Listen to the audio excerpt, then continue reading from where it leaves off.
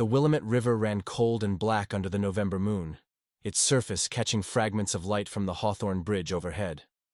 Portland's east side riverfront lay quiet at 11:47 p.m., the usual joggers and cyclists long gone, replaced by the occasional rumble of late-night traffic crossing the span above. 17-year-old Jake Hendricks shouldn't have been there either, but his shift at the Riverside coffee shop had run late, and he'd missed the last bus home to Selwood. He walked along the esplanade with his backpack slung over one shoulder, earbuds dangling around his neck, mentally reviewing tomorrow's chemistry exam. The temperature had dropped to the low 40s, and his breath formed small clouds in the air. Jake pulled his jacket tighter and quickened his pace, eager to reach the bus depot 3 blocks south where he could wait in the heated shelter. That's when he heard it, a sound that didn't belong to the night's usual symphony of river and city. A splash, then thrashing. Then a voice, faint and desperate, calling out words he couldn't quite make out. Jake stopped, pulling out his earbuds completely. Silence. Had he imagined it? He took 2 steps forward, straining to hear over the ambient noise of distant traffic. Then it came again, unmistakably human, unmistakably in distress. "Help! Somebody!" The voice choked off, replaced by more splashing. Jake's heart hammered as he sprinted toward the sound, his sneakers pounding against the concrete pathway. He reached the railing and peered down into the darkness. The riverbank dropped off steeply here, about 15 feet to the water's edge, the rocky shoreline barely visible in the dim light. Then he saw movement. Someone thrashing in the water about 20 feet from shore, arms flailing, head dipping under and resurfacing. The current was pulling them downstream, away from the bank, toward the deeper channel. If you're watching this story unfold, please subscribe to the channel and drop a comment letting me know where you're tuning in from. Now, let's get back to what happened next on that cold November night. Jake's hands shook as he pulled out his phone, his first instinct to call 911. But even as he unlocked the screen, he could see the person going under again, staying down longer this time. Emergency services would take at least 5 minutes to arrive, probably longer given the late hour and the need to dispatch a water rescue team. The person didn't have 5 minutes. He shoved his phone into his backpack and threw it over the railing onto the grass below, then kicked off his shoes. His varsity swim coach's voice echoed in his head from 1,000 practices. Assess before you enter. Never jump blind into unknown water. But there was no time for assessment. Every second he hesitated was a second this person was drowning. Jake climbed over the railing and half slid, half scrambled down the rocky embankment, loose stones skittering ahead of him. The cold hit him before he even reached the water, a wall of it that made his breath catch. The Willamette in late November hovered around 48 degrees, cold enough to trigger cold water shock, cold enough to kill. He didn't let himself think about that. He waded in quickly, the icy water climbing his legs, his waist, stealing his breath as it reached his chest. Then he dove forward and began swimming hard toward where he'd last seen the person. The current was stronger than he'd anticipated, pulling him downstream even as he fought toward the middle of the river. His muscles already felt sluggish, the cold seeping into his core. He forced himself to focus, to keep his strokes efficient, to not panic. "Where are you?" he shouted, treading water, trying to spot any movement in the darkness. Nothing. Just the sound of water and his own labored breathing. Had they already gone under for the last time? Had he been too slow? Then, about 10 feet to his right, the water churned and a head broke the surface, just for a moment gasping before slipping back down. Jake swam hard, covering the distance in seconds. His hand found fabric, then an arm. He grabbed hold and pulled up, breaking the person's head above water. It was a woman, he could see now, probably in her 50s, her eyes wide with terror and exhaustion. "I've got you," Jake gasped, trying to keep his voice steady even as his teeth began to chatter.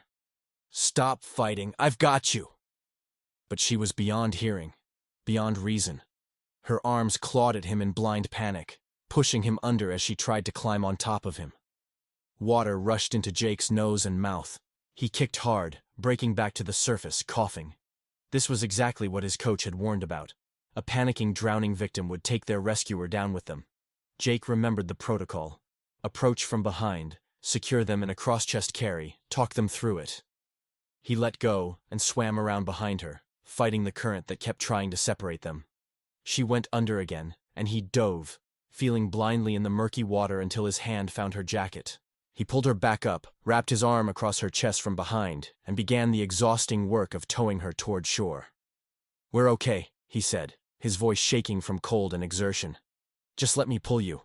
Don't fight. We're going to make it." The woman had stopped struggling, which terrified him more than her panic had. Was she conscious? He couldn't tell, couldn't see her face, could only keep swimming with one arm while securing her with the other. The shore seemed impossibly far away. His legs felt like lead, his arm burned with effort, and the cold was no longer just uncomfortable. It was dangerous. He could feel his movements becoming uncoordinated, his thinking getting fuzzy. Hypothermia was setting in. 20 feet from shore. 15. He could see the rocky beach now, could almost imagine the relief of solid ground. The current pushed them downstream, away from the spot where he'd entered. But he didn't care as long as they reached land. 10 feet. His feet suddenly scraped bottom, and he nearly sobbed with relief. He stood, stumbled, kept pulling the woman with him until they collapsed together in the shallows, half in and half out of the water. Jake rolled onto his back, gasping, his body shaking violently. He forced himself to sit up, to check on the woman. She lay on her side, water streaming from her mouth and nose. Was she breathing? "Come on," he pleaded, rolling her fully onto her side in the recovery position his CPR class had taught. He pounded her back, and she suddenly convulsed, coughing up river water, gasping for air. "You're okay," Jake said, his own voice barely working. "You're going to be okay." He fumbled for his phone, realized he'd left his backpack up by the pathway. He needed to get help, but he couldn't leave her here, couldn't trust that she wouldn't slip back into the water, or that another wave of hypothermia wouldn't stop her heart. "Can you walk?" he asked. She didn't respond, just continued gasping and shivering. Jake got to his feet, his legs barely supporting his weight. He managed to help the woman to her knees, then to her feet, supporting most of her weight against his shoulder. Together, they stumbled up the rocky embankment, Jake's bare feet bleeding from cuts he couldn't feel, his body moving on pure adrenaline. They reached the pathway, and Jake lowered the woman to the ground, then grabbed his backpack and pulled out his phone with numb fingers. His hands shook so badly he could barely unlock it. 911, what's your emergency? "We need help," Jake managed through chattering teeth. "Drowning victim, Hawthorne Bridge, East Side Riverfront. We're both hypothermic." The dispatcher's voice became urgent, asking questions, promising help was coming. Jake tried to answer, tried to stay present, but his vision was starting to narrow at the edges. He pulled his jacket from his backpack, still mostly dry, and draped it over the woman. She was unconscious now, but breathing. That had to be enough until the paramedics arrived. Jake sat down beside her, too exhausted and cold to do anything else. In the distance, he could hear sirens approaching, getting louder. He closed his eyes, just for a moment, the adrenaline finally fading, leaving him hollow and shaking and more tired than he'd ever been in his life. The last thing he remembered before the paramedics arrived was the thought that he had chemistry homework waiting at home, and how utterly absurd that seemed now. How small his problems had been just an hour ago, before the night the Willamette tried to claim 2 lives and only got one of them halfway. The ambulance bay lights at Oregon Health and Science University Hospital painted everything in harsh white fluorescence.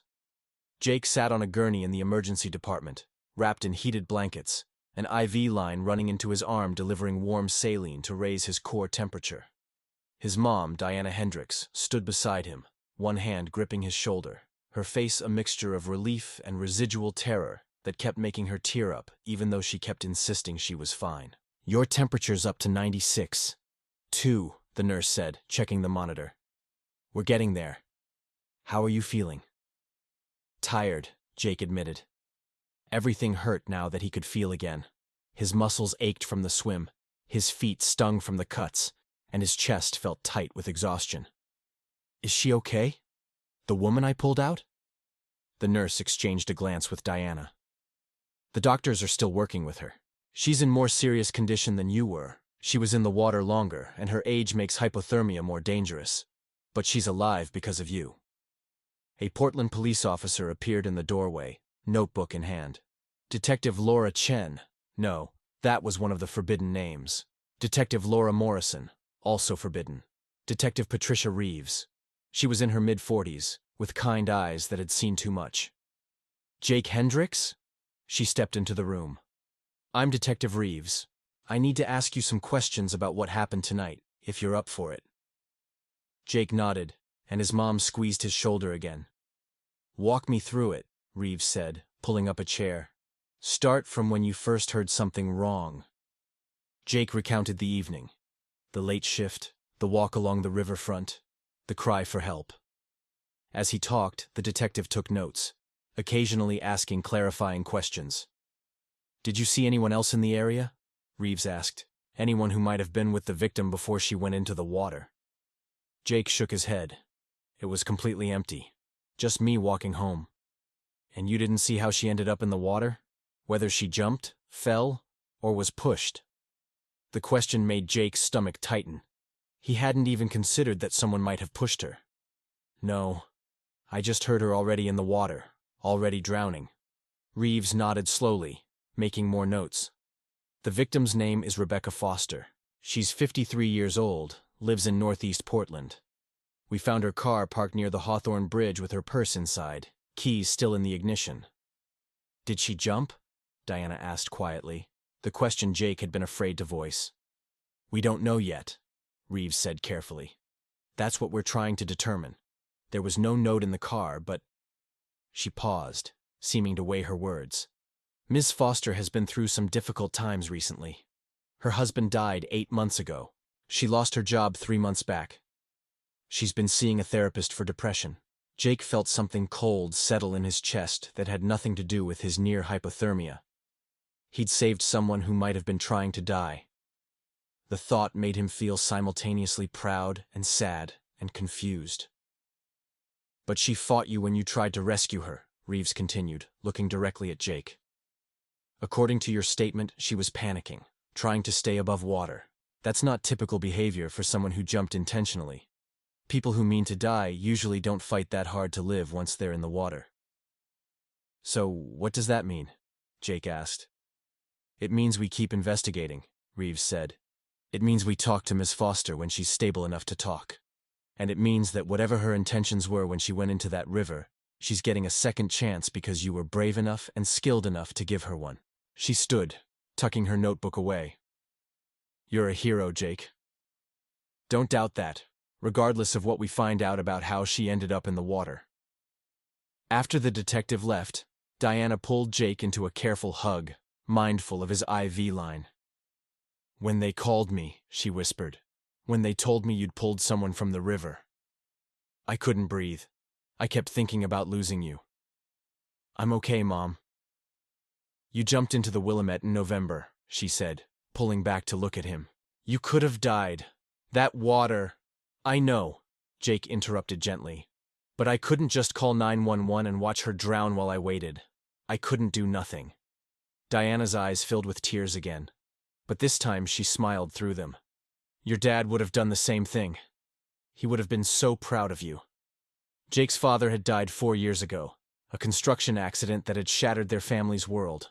He'd been a firefighter before switching careers, always the first to help when someone needed it.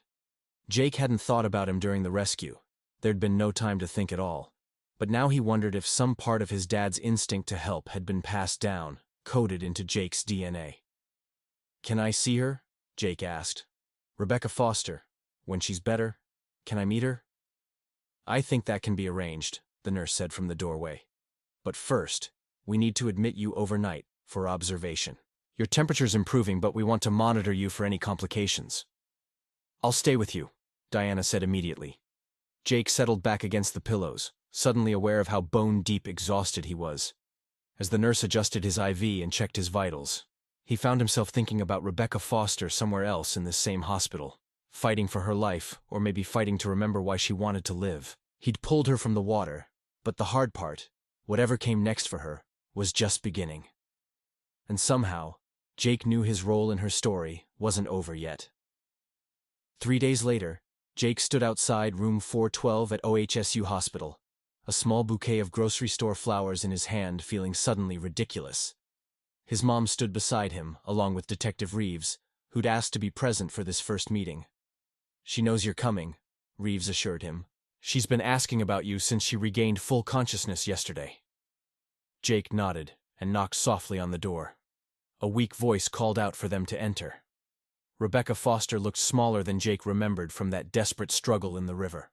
She lay propped up in the hospital bed, her graying hair pulled back, her face pale but her eyes clear and alert. Dark circles shadowed those eyes, and her hands trembled slightly where they rested on the blanket. "Jake?" she said, her voice catching. "Is it really you?" "Hi, Miss Foster," Jake said awkwardly, stepping into the room. "I brought you these." He held out the flowers, immediately feeling like an idiot. "What do you bring someone you pulled from a river?"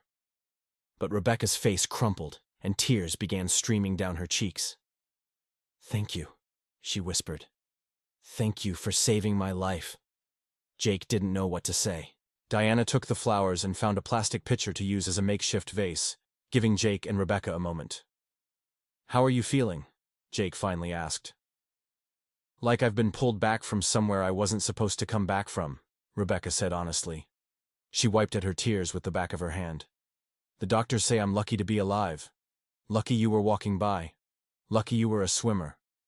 Lucky, lucky, lucky." Her voice held a strange edge, not quite bitter, but not quite grateful either. Detective Reeves stepped forward. "Ms. Foster, we've been trying to determine what happened that night. How you ended up in the river." Rebecca's eyes dropped to her hands. A long silence filled the room, broken only by the steady beep of her heart monitor. "I don't remember," she finally said. "I remember being in my car. I remember I'd been driving around for hours. Just driving. No destination, because I couldn't stand being in my empty house. And then I remember parking by the bridge, and I got out to walk. To think. To—" She paused, struggling with the words. "To decide if I wanted to keep doing this. Keep living without Paul. Without my job. Without any reason to get up in the morning." Jake's chest tightened. Detective Reeves had been right about the depression, about the difficulties. "And then?" Reeves prompted gently. "And then nothing," Rebecca said, frustration creeping into her voice. "I remember being cold. I remember the railing. And then I remember drowning, and someone pulling me, and thinking that I was too tired to fight anymore, but my body wouldn't stop fighting anyway. I don't remember going into the water. I don't know if I jumped or if I just lost my balance while I was thinking about jumping. The area where you went in doesn't have a low railing," Reeves said carefully. "It's chest-high metal bars. It would be difficult to fall accidentally." Rebecca met the detective's eyes. "Are you asking me if I tried to kill myself?" "I'm asking you to tell me what you remember." "I remember wanting it to stop," Rebecca said, her voice barely above a whisper. "The pain, the loneliness, the feeling that everything good in my life was over at 53, and all I had ahead of me was more empty years. I remember standing at that railing and thinking about how the water would be cold and fast, and it would be over quickly. I remember—" She broke off, fresh tears flowing. "I remember climbing over the railing. I remember letting go." The confession hung in the air. Jake felt like he should leave, like this was too private, too raw for him to witness. But his feet wouldn't move. "And then?" Diana asked softly. Rebecca looked up at her, then at Jake. "And then I was in the water, and it was so cold it burned, and I couldn't breathe, and I was terrified. All those thoughts about wanting it to be over just vanished, and all I could think was, I don't want to die. But by then, I couldn't swim anymore. I'd been in the water too long. I was too cold, too panicked. I kept going under, and each time I came back up I had less strength. And then there was Jake, pulling me, telling me it was going to be okay, and I wanted so badly to believe him." She turned to Jake directly. "I jumped into that river because I wanted to die, but you pulled me out, and now I'm alive, and I don't know what to do with that. I don't know if I should thank you or hate you for taking away my choice." The words hit Jake like a physical blow. He'd never considered that saving someone might not be what they wanted, that rescue might feel like theft to the person being saved. "I don't regret it," Jake said, his voice steady despite the confusion swirling inside him. "I couldn't have left you there. I couldn't have watched you drown and done nothing." "I know," Rebecca said. "And that's what makes you a good person. I just don't know yet if it makes me a lucky one." Detective Reeves cleared her throat. "Ms. Foster, we'll need an official statement. But more importantly, we need to know that you're safe, that you won't try this again." Rebecca was silent for a long moment. "The hospital has me on a psychiatric hold, 48 hours mandatory. Then they want me to transition to an intensive outpatient program. And honestly," she looked around at all of them, "I'm willing to try. When I was in that water, when I knew I was dying, I realized I wasn't ready. Maybe I won't ever be ready. Maybe that moment of terror and regret is what I needed to feel. So no, detective, I won't try again. Not today at least. And maybe if I can promise myself not today enough days in a row, eventually it'll turn into not ever." It wasn't a perfect answer, Jake thought. It wasn't a Hollywood ending where the saved person suddenly saw the light and everything was better. But it was honest, and it was real, and it was a start. "My husband died 8 months ago," Rebecca continued, speaking directly to Jake now. "Massive heart attack at work. 54 years old, never sick a day in his life, and then just gone. We'd been married 31 years. I didn't know how to be a person without him. And then I lost my job, corporate downsizing, nothing personal, and I just felt like the universe was telling me I was done, you know? That my time was up, and I should just accept it." "What did your husband do?" Diana asked, pulling a chair closer to Rebecca's bed. "He was a teacher," Rebecca said, a small smile crossing her face for the first time. "High school English. He loved it. Used to come home so excited about some essay a student wrote, or some breakthrough moment in class discussions. He made kids love reading who thought they hated it." She looked at Jake. "You're in high school?"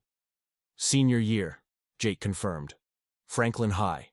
Paul taught at Roosevelt for 23 years, Rebecca said. "He would have loved knowing that a high school kid saved my life. He always believed young people were capable of extraordinary things if given the chance." The conversation continued, awkward at first, but gradually becoming more natural. Rebecca talked about Paul, and Diana shared memories of Jake's father. The flowers were placed on the windowsill. Detective Reeves quietly excused herself after getting Rebecca's promise to come to the station for a formal statement once she was discharged. As they were preparing to leave, Rebecca reached out and caught Jake's hand. "I meant what I said about not knowing whether to thank you," she said. "But I'm going to try. I'm going to try to make this second chance worth the risk you took, because you did risk your life, Jake. The doctors told me the water temperature, told me how dangerous that rescue was. You could have died saving me." "But I didn't," Jake said simply. "Neither of us did," Rebecca replied. "And maybe that means something. Maybe it means we both have more living to do." In the elevator heading down, Diana wrapped an arm around Jake's shoulders. "That was heavy," she said. "Yeah," Jake agreed. He felt emotionally exhausted, wrung out by the rawness of Rebecca's honesty. "Mom, did I do the right thing?" "Yes," Diana said without hesitation. "Even if she'd been angry at you for saving her, even if she never forgave you for it, you did the right thing. You can't leave someone to die just because they've decided they want to. Depression lies to people, Jake. It tells them there's no hope when there is.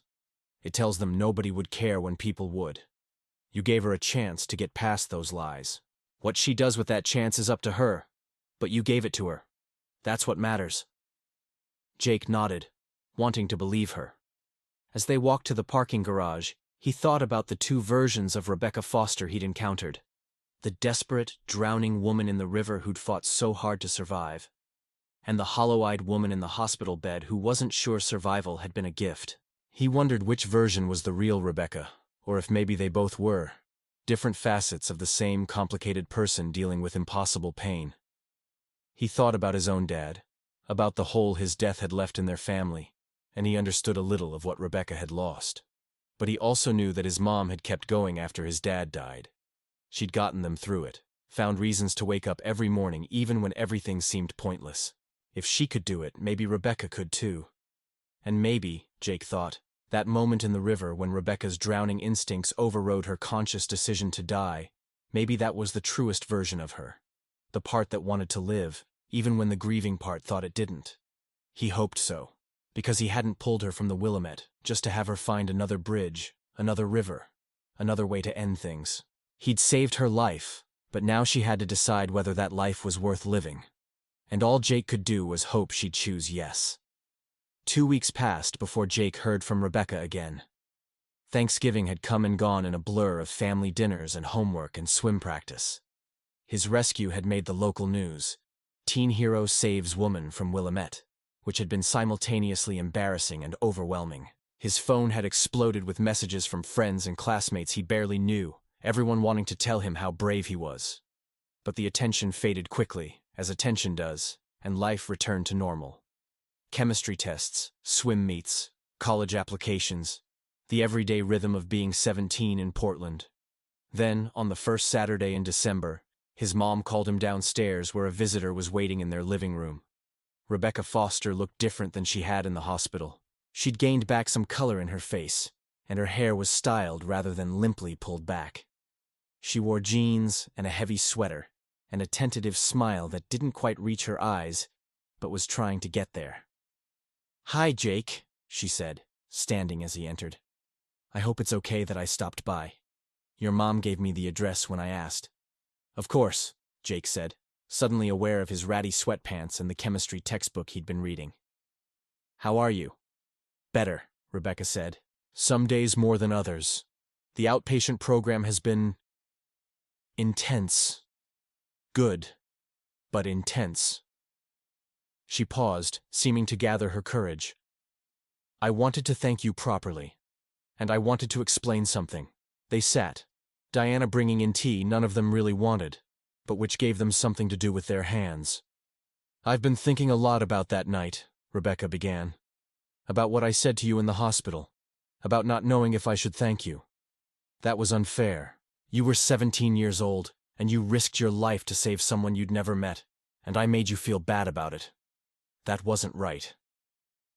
"You were honest," Jake said. "I appreciated that, actually. It made it real, you know? Not just some simple story where I'm the hero and you're grateful and everything's perfect now." Rebecca smiled, and this time it did reach her eyes. "You're wise for 17, but I want you to know that I am grateful. More than grateful. The depression, the grief, they're still there. I won't lie and say I'm cured or that everything's magically better. But the intensive therapy has given me tools to deal with it. And I've reconnected with people I'd been pushing away. Friends from before Paul died. My sister and Eugene, Paul's brother. I was so isolated before, so alone with my grief. Now I'm remembering that there are people who care, who want to help." "That's good," Diana said warmly. "Isolation makes everything worse." "It does," Rebecca agreed. "And I've started volunteering. At Paul's old school, actually. Roosevelt High has a program where community volunteers help students with reading comprehension and college essay writing. It's just a few hours a week, but it feels good. It feels like I'm doing something Paul would have wanted, honoring his memory by helping kids the way he did." She turned to Jake. "But the real reason I came here is to tell you about something that happened in group therapy. We were talking about second chances, about what we do with them. And I realized I'd been thinking about your rescue all wrong. I'd been framing it as you taking away my choice, but actually, you gave me back my choice." "I don't understand," Jake said. "When I jumped off that bridge, I was in so much pain that I couldn't see any other option. Death seemed like the only way to stop hurting, but that's not making a choice. That's being trapped by pain so severe it eliminates all other possibilities. When you pulled me out, yes, you took away the specific choice I'd tried to make in that moment. But you gave me back the possibility of making different choices, real choices, made from a place of clearer thinking." She leaned forward, her expression intense. "Does that make sense? I wasn't actually choosing death that night. Depression was choosing it for me. The real me, the one who loved Paul and loved teaching and loved watching the sunset over the Coast Range. She couldn't choose anything because she was buried under too much pain. You saved her. You saved the real me. The one who was drowning under more than just water." Jake felt something unlock in his chest, some tension he hadn't known he was carrying. "So you're glad I pulled you out?" "I'm glad you gave me the chance to get to a place where I could choose to be glad. Rebecca said. Does that make sense? Yeah, Jake said softly. It does. Rebecca reached into her bag and pulled out a small wrapped package. I brought you something. It's not much, but she handed it to him. Jake carefully unwrapped it to find a leather-bound journal. He opened it to find an inscription on the first page in neat handwriting. For Jake, who gave me the words to fill new pages. With eternal gratitude, Rebecca Foster. Paul was a writer, Rebecca explained. Kept journals his whole life. When he died, I found dozens of them in his office. Decades of thoughts and observations and lesson plans and just life, you know. Reading them has helped me feel close to him. I thought maybe you might want to start your own. You're at this age where so much is happening. So many changes and decisions. It might help to write it down. Thank you, Jake said, running his hand over the smooth leather. I'll use it. They talked for another hour, about school, about Rebecca's volunteer work, about the approaching holidays and how hard they would be, but how she was preparing for them. When she finally left, promising to stay in touch, Diana and Jake stood at the window watching her walk to her car. She's going to be okay, Diana said quietly. How can you tell? Because she's trying. That's all any of us can do. Keep trying. Keep choosing life even when it's hard. Especially when it's hard. That night, Jake opened the journal Rebecca had given him and stared at the blank first page for a long time. Finally, he began to write. November 27th, 2024. I jumped into the Willamette River tonight to save a stranger's life. I thought that would be the end of the story. Hero saves drowning woman. Everyone lives happily ever after. But it turns out that was just the beginning. The rescue only took about 10 minutes. The rest, helping her want to stay alive. That's going to take much longer. And I'm learning that sometimes saving someone isn't about the dramatic moment of pulling them from the water. It's about everything that comes after. He wrote for pages, processing the last 2 weeks, sorting through his feelings about the rescue and the responsibility that came with it. When he finally closed the journal, it was past midnight, but he felt lighter somehow. His phone buzzed with a text from an unknown number. Jake, this is Rebecca. Your mom gave me your number. I just wanted to say again, thank you. Not just for that night, but for today, for listening. You're going to do extraordinary things with your life. I can tell. Sleep well. R. Jake smiled and texted back, thanks, Rebecca. You too. Good night. He set the phone down and looked out his window at the Portland night, at the city lights reflecting off low clouds, at the same sky that covered the Willamette River where 2 weeks ago he'd made a split-second decision that changed 2 lives. He thought about his dad, about how proud he'd be. He thought about Rebecca, fighting her way through grief and depression to find reasons to keep going.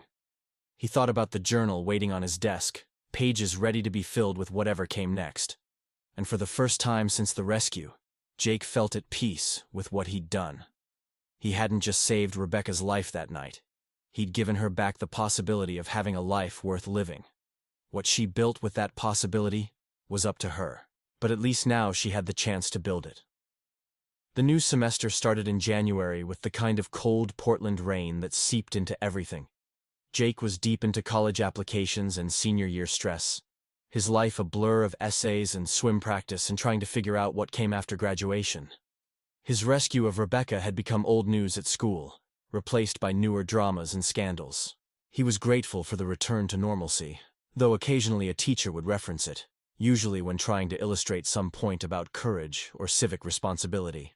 And Jake would have to sit through the awkward moment of everyone looking at him. He'd stayed in touch with Rebecca through occasional texts and one coffee meeting in January, where she'd told him about her progress in therapy and her growing involvement at Roosevelt High. She seemed better, more present, though she admitted the holidays had been brutal. The first Thanksgiving and Christmas without Paul testing every coping skill she'd learned. But she'd gotten through them. That was what mattered. Jake was in the school library on a Tuesday afternoon in late January, supposedly studying for his AP history exam, but actually staring at a college essay prompt about a life-changing experience, when his phone buzzed. It was Rebecca. Can you talk? Something happened. He stepped out into the hallway and called her back. Rebecca? What's wrong? Nothing's wrong, she said quickly. Actually, something's very right. But I wanted to tell you directly before you heard about it another way. Okay, Jake said cautiously. The school district is giving me an award, Rebecca said. The Paul Foster Memorial Volunteer Excellence Award. They created it this year to honor Paul's legacy, and they're giving the first one to me for my work with the reading program. There's going to be a ceremony next month at the district office. And… She paused. They asked if I wanted to invite anyone special, and I immediately thought of you. Me? Jake said, surprised. Jake, I wouldn't be alive to receive this award if it wasn't for you. I wouldn't be volunteering at Paul's school, wouldn't be honoring his memory this way, wouldn't be here at all. I know you're busy with school and college stuff, but it would mean a lot to me if you could come. They want to recognize you too, actually. Present you with a community service award for the rescue. Jake's first instinct was to say no, to avoid more attention and recognition. But then he thought about how much this clearly meant to Rebecca, how this was part of her healing process. I'll be there, he said. Just text me the details. Thank you, Rebecca said, her voice thick with emotion. Thank you for everything, Jake. The ceremony was held on a rainy Saturday morning in February at the district administration building. Jake wore the same suit he'd worn to his cousin's wedding last summer, feeling overdressed and underprepared as his mom drove them downtown. You okay? Diana asked, glancing at him. Nervous, Jake admitted. I hate being the center of attention. Then focus on Rebecca, Diana suggested. This is her day. You're just supporting her. The ceremony was in a large conference room with maybe 50 people in attendance. District administrators, teachers from Roosevelt High, Rebecca's family and friends. Jake recognized her sister from photos Rebecca had shown him, and an older man who must have been Paul's brother. Rebecca sat in the front row, looking elegant in a dark blue dress, her hair professionally styled. When she saw Jake enter, her face lit up, and she waved him over. You came, she said, hugging him briefly. I'm so glad. Come on, you're sitting with me. The ceremony began with a district superintendent giving a speech about Paul Foster's contributions to education, about his passion for teaching, and his impact on thousands of students over his career. They showed photos of Paul, a friendly-looking man with graying hair and kind eyes, and shared stories from former students about how he'd changed their lives. Then they called Rebecca up to accept the award named in her husband's honor. She took the podium, holding the plaque they'd given her, and looked out at the audience. Thank you all for this incredible honor, she began, her voice steady. Paul would have been embarrassed by all this attention. He was never one for the spotlight.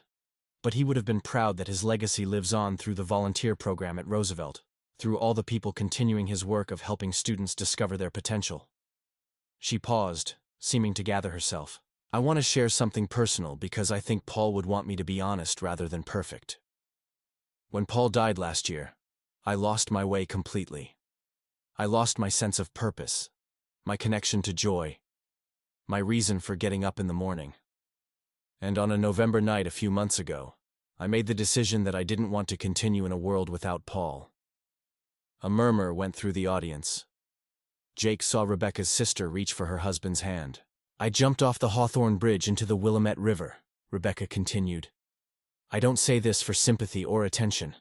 I say it because I want other people who are struggling to know that dark places exist, and it's not shameful to admit we've been in them.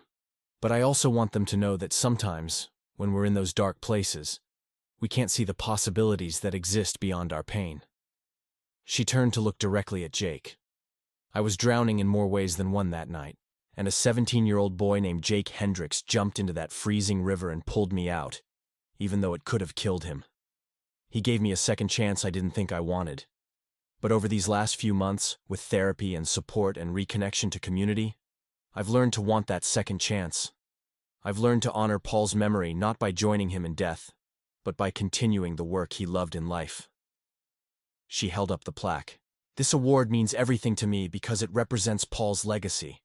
But I'm only here to receive it because Jake gave me the chance to continue living. Because he made a split-second decision to help someone he didn't know, to risk his own life for a stranger's. Rebecca walked over to Jake's seat and extended her hand. Jake, would you join me up here? Jake's face burned as he stood and walked to the podium. The room erupted in applause. Rebecca handed him a smaller plaque, the Community Service Award they'd prepared. "This isn't enough," she said, loud enough for the microphone to pick up. "No award is enough to thank someone for giving you back your life. But I hope it reminds you that what you did mattered, that you made a difference, that you're the reason I'm here today, doing work that Paul would have loved, finding my way back to a life worth living." Jake looked down at the plaque, reading the inscription. "Presented to Jake Hendricks in recognition of extraordinary courage and selfless service to the community. Your actions saved a life and exemplify the best of humanity." "Thank you," he managed to say into the microphone. I did what anyone would have done." "That's not true," Rebecca said gently. "Many people would have called 911 and waited. You jumped in. You risked hypothermia and drowning. You saved me. Don't diminish that." After the ceremony, Jake found himself surrounded by people wanting to shake his hand, to hear the story firsthand, to tell him about their own experiences with depression or loss or dark moments. He did his best to be gracious, to share what he felt comfortable sharing. But it was exhausting. Rebecca must have sensed his overwhelm because she rescued him, pulling him aside to a quieter corner of the room.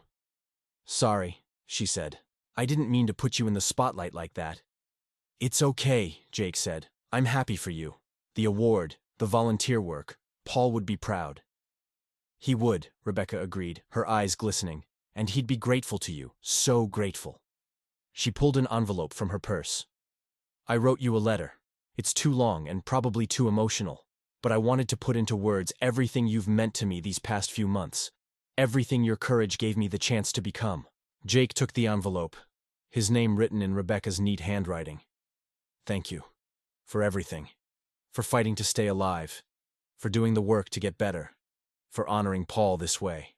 "Thank you for jumping in," Rebecca replied. "Thank you for being brave when I couldn't be. Thank you for giving me back my choice." As Jake and Diana drove home later, the plaque on his lap and Rebecca's letter in his pocket, Jake thought about the strange path his life had taken since that November night. How one decision made in seconds had rippled outward in ways he never could have predicted. "You know what's amazing?" Diana said, breaking into his thoughts. "You saved her life. But in a way, she saved something in you too." "What do you mean?" "You've been more present these past few months," Diana said. "More thoughtful, more aware of how precious life is. You've been writing in that journal she gave you. You've been less worried about college rankings and more interested in making a difference. She gave you that perspective on what matters." Jake thought about this. She was right. The rescue had changed him, had made him think differently about courage and choice and what it meant to help someone. It had made him realize that sometimes the most important moments in life weren't the ones you planned for. They were the ones that chose you. That evening, Jake opened Rebecca's letter. It was 3 pages long, handwritten in her careful script, and it chronicled her journey from that night in the river to now. She wrote about therapy breakthroughs and hard days and small victories. She wrote about learning to live with grief instead of being consumed by it. She wrote about finding purpose again in Paul's memory. And at the end, she wrote, "Jake, I don't know what made you walk by the river that night. Fate, chance, coincidence. I'm not sure I believe in any of those things. But I believe in you. I believe in the choice you made to help someone you didn't know. And I want you to know that every day I continue living is a day you made possible. Every student I help at Roosevelt, every sunset I watch, every moment of peace I find, you gave me those. You gave me back my future. I can never repay that gift, but I can honor it by living as fully as I can, by helping others the way Paul did, by choosing every day to be grateful for the second chance you gave me. Thank you doesn't cover it, but thank you, Jake. Thank you for jumping in." Jake carefully folded the letter and put it back in the envelope, then placed it in his desk drawer next to the journal she'd given him. He picked up the journal and turned to a new page. "February 11th, 2025, he wrote. "Today I got an award for something I did 3 months ago. But the real award was seeing Rebecca up there, healthy and working and choosing life. The rescue was the easy part. It only took 10 minutes. Watching her do the hard work of healing, of finding reasons to keep going. That's taken months, and it'll probably take more. But she's doing it. And maybe that's what it means to save someone. Not just pulling them from the water, but giving them the space and time to save themselves. He wrote for a while longer, then closed the journal and looked out at the rainy Portland night. Somewhere across the city, Rebecca Foster was probably looking at her award, thinking about Paul, planning next week's volunteer session at his old school. They were both alive, they were both moving forward, and while Jake's jump into the Willamette had started that journey, Rebecca's choice to keep going was what made it matter. That, Jake thought, was the real rescue. Not the dramatic moment in the river, but everything that came after. All the small, daily choices to keep living, keep trying, keep believing that tomorrow might be better than today. And as he got ready for bed, Jake felt a profound sense of gratitude for that November night that had changed everything. He'd saved a life. Yes, but he'd also learned what it truly meant to be alive.